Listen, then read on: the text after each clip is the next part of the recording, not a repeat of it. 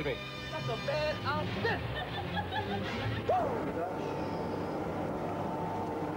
Et oui, Superman. Lui aussi, il a émigré de Krypton à la Terre.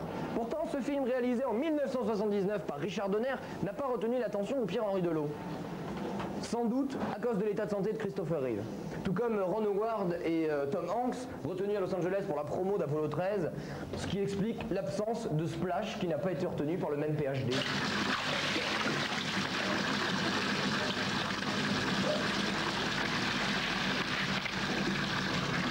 Et Aladdin. Et Blanche-Neige, elle se retrouve chez les 7 nains, à rien demander, hein. Et une créature de rêve. Autant de films qui restent volontairement en marge de ce 6e festival du film d'histoire de Pessac, dont le thème est-il, besoin de le rappeler, et les émigrants. Au profit d'une sélection beaucoup plus intéressante, il faut le reconnaître, mais regardez plutôt. Non, je dis ça moi parce que ces films-là, je les ai vus, alors que les autres, j'ai pas le temps, plein de choses à faire, j'ai vraiment pas le temps de rester collé toute l'après-midi au cinéma.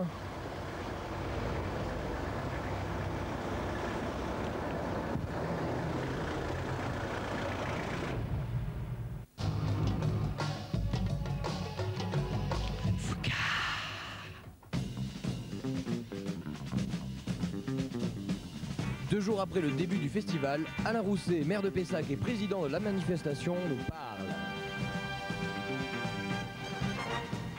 Donc moi je note deux choses. Un, une influence importante à l'inauguration, à l'ouverture et au premier film, à cette avant-première. Un succès du public. Ce film a été merveilleusement accueilli. Ensuite, une ambiance d'emblée chaleureuse entre les membres du festival et le public. Donc c'est quand même assez formidable de retrouver immédiatement une ambiance superbe. Et puis aujourd'hui, manifestement, chacun vaque à sa tâche selon qu'il est historien, cinéaste ou selon qu'il projette des films. Le public est là, les jeunes, les moins jeunes. Tout baigne, si j'ose dire.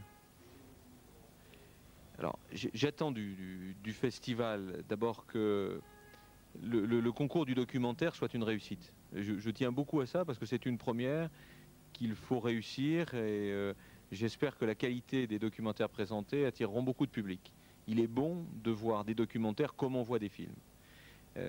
Ensuite, sur le thème émigré, j'attends un débat où l'on remette le thème de l'émigration en perspective historique, que l'on se rappelle ce qui a fait les peuples et que l'on redise sur un mode un peu citoyen que rien ne sert à diviser, rien ne sert à être raciste, rien ne sert à faire éclater les peuples, mais plutôt à les construire. J'espère qu'il y aura un grand optimisme à la fin de ce festival sur ce thème-là.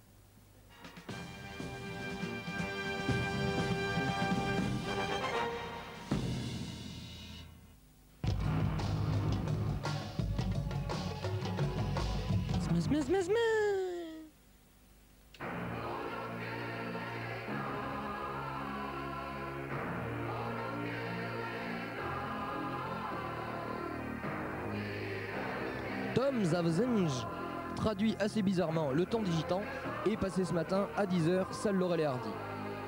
Troisième film de son auteur Emir Kusturica, alors qu'Underground est toujours à l'affiche. Vous pouvez le revoir lundi matin à 10h30 dans cette même salle.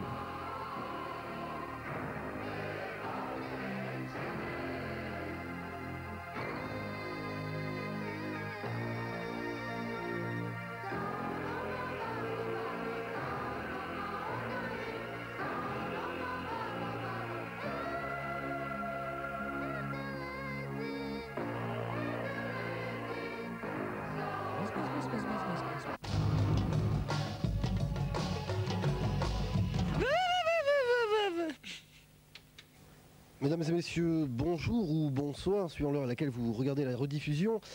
Nous sommes aujourd'hui à la première des Chroniques du Festivalier, une nouvelle émission que nous inaugurons ce soir et qui se déroulera normalement une fois par semaine durant la période du festival. Nous recevrons bien entendu un invité du festival, une personnalité qui aura présenté quelque chose, et aujourd'hui nous recevons Jean-Baptiste Beiss, qui a réalisé le documentaire que vous avez très certainement regardé sur France 3 mardi 14 novembre à 20h, 2h30 et qui s'appelait Le voyage des immigrants.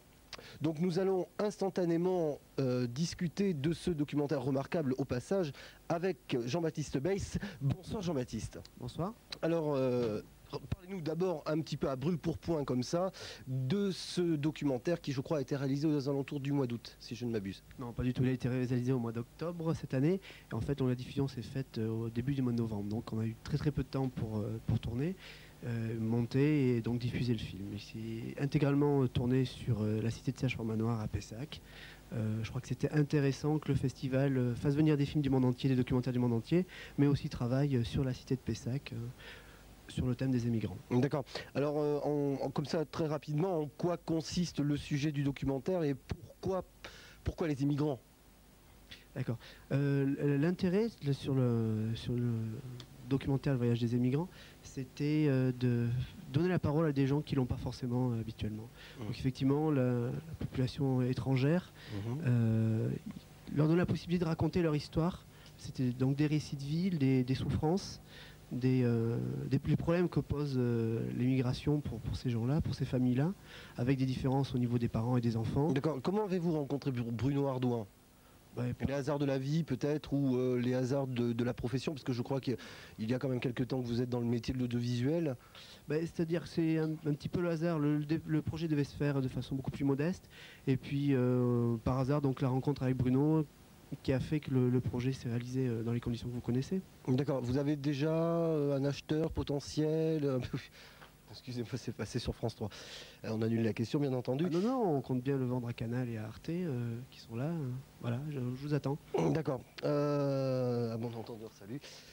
Donc, pour conclure rapidement, en deux mots, d'abord, c'est un format de combien? C'est un 26. Un 26 minutes, hein, d'accord. Donc, qui est un format difficile sur le sujet. Parce oui, que pourquoi? Ça a été très douloureux de couper plein de choses, plein d'histoires, plein de détails de la vie des gens. Et donc, je pense qu'un 52 aurait été plus intéressant. Bien sûr. Alors, oui, en fait, voilà, je me rappelle bien, enfin, je ne l'ai pas vu, je crois que le stagiaire, David, mon stagiaire, a dû le voir. Il y a, je crois, 5 familles. 5 familles, voilà, 5 familles qui sont interviewées. C'est-à-dire qu'on a rencontré une cinquantaine de familles, enfin d'amis, etc., qui vivent sur la cité de Serge-Formanoir. Qu'est-ce qui a fait que vous en avez sélectionné que 5, par exemple? Les coups de cœur et puis la durée du format. On est obligé de... À un moment, avec Bruno, on s'est dit on pourrait faire un 26 minutes par famille. Donc c'est peut-être l'idée à suivre pour le... Qu'est-ce qu'on raconte ces gens-là, finalement? Qu'est-ce qu'ils racontent? Que le voyage est un déchirement, que l'acclimatation et l'intégration est un déchirement, et que de toute façon, revenir aussi, c'est un déchirement. D'accord, très bien. Excusez-moi, c'est un peu court parce que vous faites du 26 minutes, on fait du 3. Donc, écoutez, merci Jean-Baptiste Beiss, pardon. Donc, nous retrouvons normalement la semaine prochaine avec Jean Labib, qui a réalisé il y a de cela 2 ans maintenant un reportage sur Charles de Gaulle. Ça tombe plutôt bien parce que nous avons fêté récemment les 20 ans de la mort de Charles de Gaulle. Donc, je vous remercie et à la semaine prochaine si tout se passe bien. Merci, bonsoir et à la semaine prochaine. Merci.